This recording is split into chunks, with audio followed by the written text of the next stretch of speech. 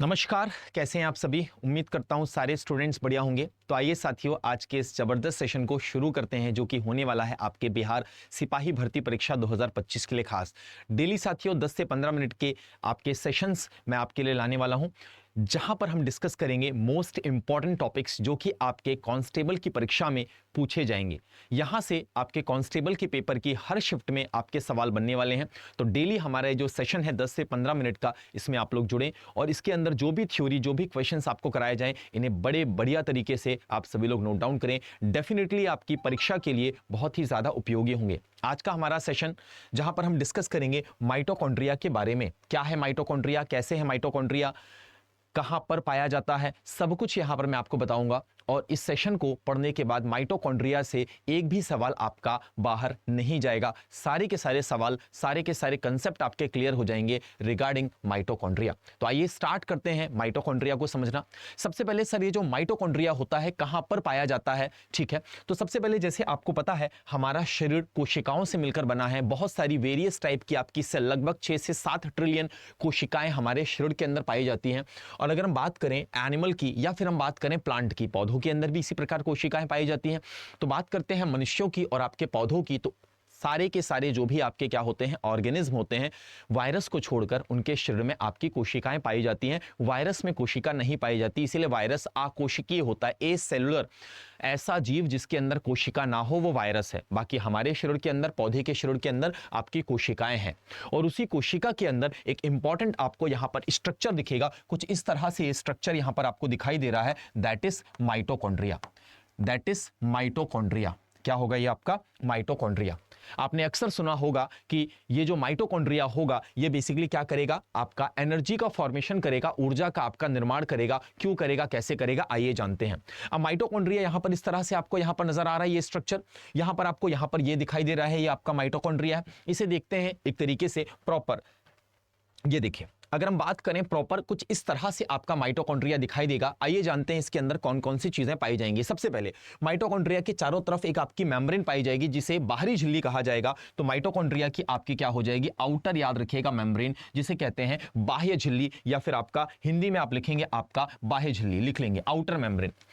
इसके बाद outer membrane के बाद अंदर की तरफ ये जो आपकी मुड़ी हुई आपकी जो झिल्ली है, इस तरह से फोल्डेड, ये आपकी इनर मेम्ब्रेन कहलाएगी। आपको पता होना चाहिए आंतरिक आपका झिल्ली। और पूछा जाएगा आंतरिक झिल्ली मुड़ी हुई है तो उसे क्या कहा जाएगा, क्रिस्टी कहा जाएगा, लिख लेंगे। मोस्ट इंपॉर्टेंट क्वेश्चन, अगर मैं कह रहा हूं मोस्ट इंपॉर्टेंट मतलब मोस्ट इंपॉर्टेंट है ये क्वेश्चन, तो ये आपका क्या हो जाएगा, क्रिस्टी।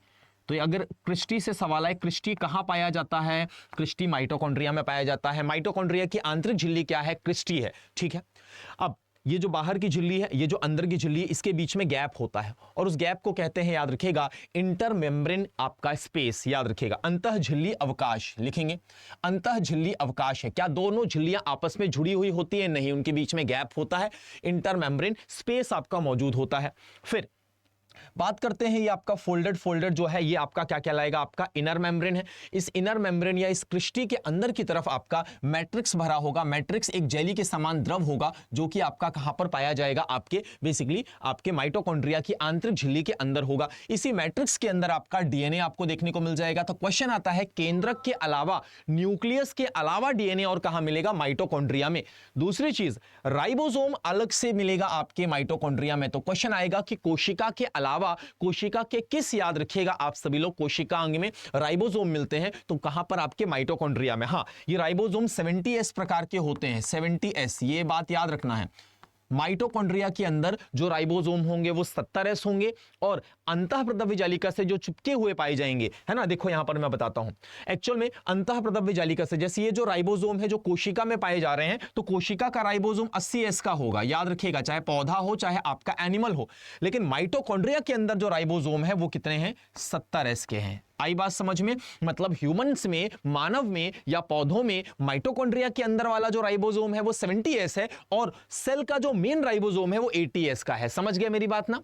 अब ये S क्या है, राइबोसोम क्या है, राइबोसोम अलग से डिस्कस करूंगा तो आपको बताऊंगा। अभी फिलहाल समझिए, माइटोकॉन्ड्रिया के अंदर खुद का डीएनए, खुद का माइटोकॉन्ड्रिया है। तो कोशिका के अंदर ऐसा कौन सा कोशिका अंग है जिसके पास खुद का डीएनए, खुद का राइबोसोम हो आपका माइटोकॉन्ड्रिया है, ठीक है ना। इसीलिए इसे कहा जाता है सेल विद इन सेल, कोशिका के अंदर कोशिका, क्योंकि खुद का डीएनए भी लेकर बैठा हुआ है, खुद का राइबोसोम भी लेकर बैठा हुआ है। सीधा सवाल बनता है कि बताओ कोशिका में केंद्रक के अलावा डीएनए और कहां मिलता है, तो ये मिलेगा माइटोकॉन्ड्रिया में। और सुन लो, एक जगह और मिलेगा, तो पौधों के अंदर पाया जाने वाला जो हरित लवक है ना, हरित लवक में भी खुद का डीएनए मिलेगा, समझ गए ना। तो केंद्रक के अलावा डीएनए किन दो स्थानों पे है? ह्यूमंस की बात करें तो माइटोकॉन्ड्रिया, पादप की बात करें तो कहां पर आपके प्लांट्स में, कहां पर आपके साइटोप्लाज्म में, मतलब आपका जो हरित लवक है वहां पर। आइए, इस तरह से माइटोकॉन्ड्रिया यहां पर आपका कवर होता है। आइए फटाफट देख लेते हैं माइटोकॉन्ड्रिया के बारे में जो आपके फैक्ट एग्जामिनेशन में पूछे जाते हैं। सबसे पहले आपकी हेडिंग क्या हो जाएगी? माइटोकॉन्ड्रिया। माइटोकॉन्ड्रिया, माइटोकॉन्ड्रिया की बात करते हैं। माइटोकॉन्ड्रिया, माइटोकॉन्ड्रिया की बात करते हैं जब हम सभी लोग, तो यहां पर बताओ इस माइटोकॉन्ड्रिया की आपकी खोज किसने की थी? इस माइटोकॉन्ड्रिया की आपकी यहां पर एक तरीके से खोज किसने की थी, आपकी डिस्कवरी किसने की थी? या फिर आप लिखो इससे सबसे पहले देखा किसने था? Seen by. देखा किसने था? Seen by. तो देखा था आपके एक साइंटिस्ट थे आपके कॉलिकर, तो कॉलिकर ने सबसे पहले देखा, लिख लो भाई, कॉलिकर ने देखा। कॉलिकर, कॉलिकर ने सबसे पहले इसे देखा। कब देखा भाई कॉलिकर ने? 1857 में, 1857 में, 1857 में सबसे पहले कॉलिकर ने देखा।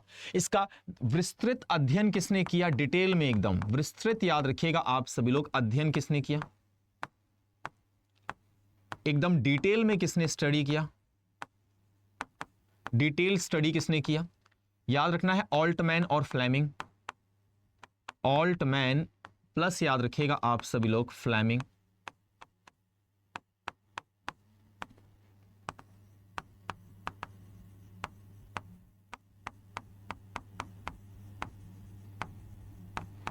ऑल्टमैन और फ्लेमिंग ने किया। और ध्यान दीजिएगा आप सभी लोग, जो आपका ऑल्टमैन है, जो आपके ऑल्टमैन है, इन्होंने इसे नाम दिया था फाइलो। नोट डाउन करना, फाइलो। क्या नाम दिया था? फाइलो। और फ्लेमिंग ने नाम दिया था सेक्रोसोम। सेक्रोसोम। क्या नाम दिया था आपका? तो सर फाइलो क्यों नहीं कहा गया इसे, या सेक्रोसोम क्यों नहीं कहा गया? क्योंकि बाद में एक साइंटिस्ट आते हैं आपका, वो इसका नामकरण करते हैं। तो इसका नामकरण कौन करेगा? इसका नामकरण, माइटोकॉन्ड्रिया का नामकरण या नेम्ड बाय, कि भैया माइटोकॉन्ड्रिया को माइटोकॉन्ड्रिया किसने कहा? तो नेम्ड बाय याद रखिएगा, माइटोकॉन्ड्रिया को माइटोकॉन्ड्रिया किसने कहा? माइटोकॉन्ड्रिया को माइटोकॉन्ड्रिया कहा कार्ल बेंडा ने। कार्ल याद रखिएगा आप सभी लोग, बेंडा, कार्ल बेंडा। कार्ल आपके बेंडा, कई बार सी बेंडा करके भी आता है, तो बेंडा का नाम याद रखना है। 1897 में, 1800 याद रखिएगा 97 में इन्होंने डिटेल स्टडी किया गया, याद रखिएगा आप सभी लोग। 1800 याद रखिएगा 88 में, 1888 में डिटेल में स्टडी की गई। तो सबसे पहले देखा आपके किसने? कॉलिकर साहब ने आपका यहां पर देखा। Detail study Altmann, Fleming. Altmann ने कहा फाइलो, आपके फ्लेमिंग ने कहा सेक्रोसोम। बेंडा आए, उन्होंने कहा कि नहीं भैया हम इसे माइटोकॉन्ड्रिया कहेंगे। तो फाइनली नाम क्या पड़ गया? माइटोकॉन्ड्रिया पड़ गया। अब माइटोकॉन्ड्रिया को क्या कहा जाता है? कोशिका का शक्ति ग्रह कहा जाता है, लिख लो, कोशिका का शक्ति ग्रह कहा जाएगा।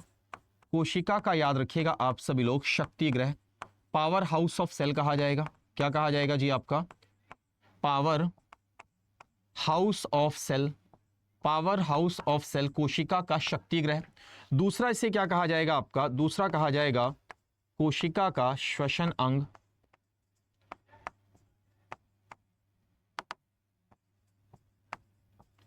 कोशिका का श्वसनांग। रेस्पिरेटरी याद रखिएगा आप सभी लोग,